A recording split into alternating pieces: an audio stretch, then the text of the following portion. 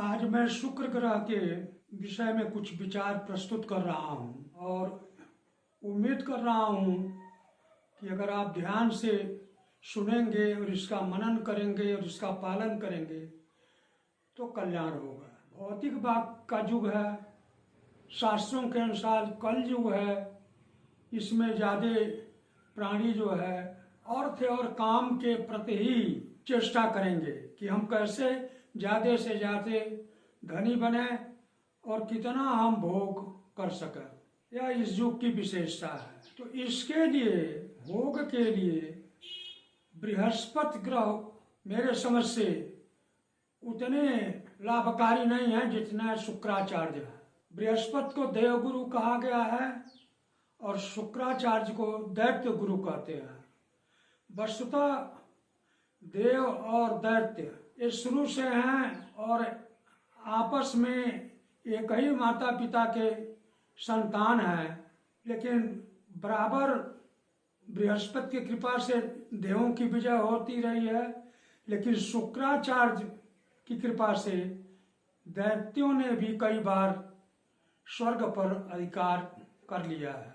वह तो वामन भगवान के थोड़े से रुष्ट होने से शुक्र की महिमा कुछ बलि के काल में कुछ घट गई। महिमा तो नहीं घटी, फिर भी उनका महत्व कुछ कम हुआ। एक शुक्राचार्य ही हैं जो बुद्धि में बृहस्पति से भी आगे हैं। मृत संजीवनी विद्या का आपने नाम सुना है। मरे हुए को कैसे जिलाया जाए यह शुक्राचार्य ही जानते थे। देवगुरु बृहस्पति का कहीं उल्लेख इसमें नहीं आया है।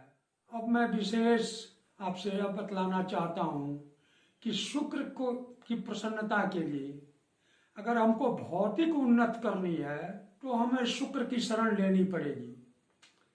और शुक्र की प्रसन्नता के लिए हम क्या करें, हम कैसे भौतिक संसाधनों से संपन्न हो, इसका मैं वर्णन कर रहा हूँ। इसके लिए साधारण सा उपाय है, पहले आप इसको करके देखें कि श्वेत वस्त्र और सूती वस्त्र धारण करें। ज्यादा जो है इत्र और फुलेल का प्रयोग करें।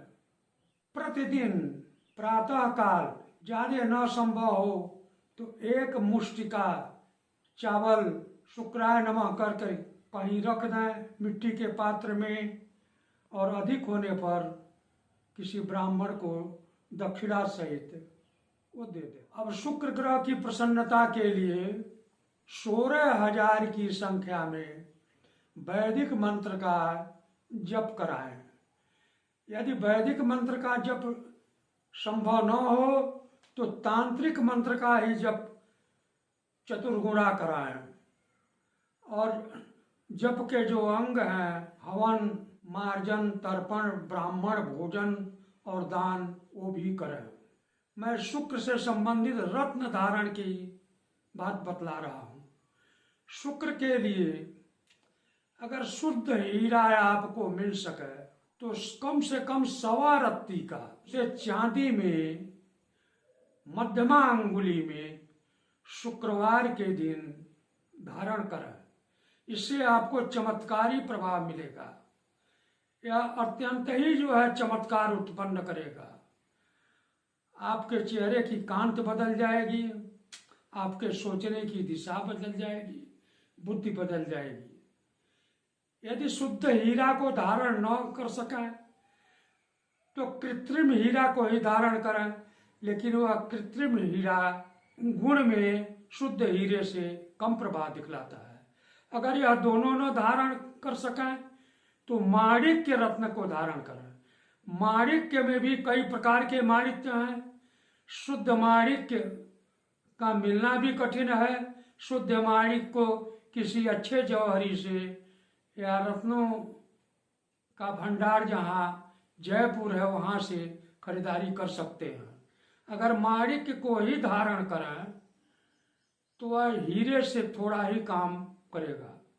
वह भी चांदी की अंगूठी में ही धारण करें। यदि रत्नों को धारण करने में आप असमर्थ हैं तो सिंह पुच्छ एक जड़ी आती है, उस जड़ी के जड़ को धारण करें, शुक्रवार के दिन धारण करें, उसका भी चमत्कारी प्रभाव होता है। सिंह पुच्छ जड़ी अगर न मिले, असंभव हो, तो आप जो गूलर वृक्ष है उसके जड़ी को भी धारण करके देख सकते हैं, वह भी उतना ही लाभकारी है। यह तो शुक्र को प्रसन्न करने के लिए मैंने बतलाया। शुक्र ग्रह के प्रसन्न होने से आपकी भौतिक समृद्धि प्राप्त हो, इसके लिए मैंने उपाय बतलाया। अगर शुक्र ग्रह अनिष्ट कारक है तो इसके लिए पूर्व में मैंने जो मंत्र जप बतलाया, वो मंत्र जप तो है ही, मंत्र जप के बाद दान जरूर करें। दान की वस्तुओं में हीरा है, हीरा का मतलब हीरा का थोड़ा सा कण, माणिक्य है, चांदी है, चावल है, श्वेत वस्त्र है, दूध है, दही है, घी है, इत्र है, फुलेल है। इन वस्तुओं का आप ज्यादा से ज्यादा मात्रा में प्रति शुक्रवार को या यथासंभव जब उपलब्ध हो एक एक करके भी हर शुक्रवार को दान दे सकते हैं। दान के बाद आप प्रयत्न यह करें कि स्नान के समय जल में थोड़ा सा केसर मिला लें, अगर केसर संभव नहीं है तो इत्र मिला लें। आप इससे देखेंगे शुक्र ग्रह प्रसन्न होकर आपकी सारी मनोकामनाओं को पूर्ण करेंगे। बस यही विवेचन आज का है। ओम शांति शांति।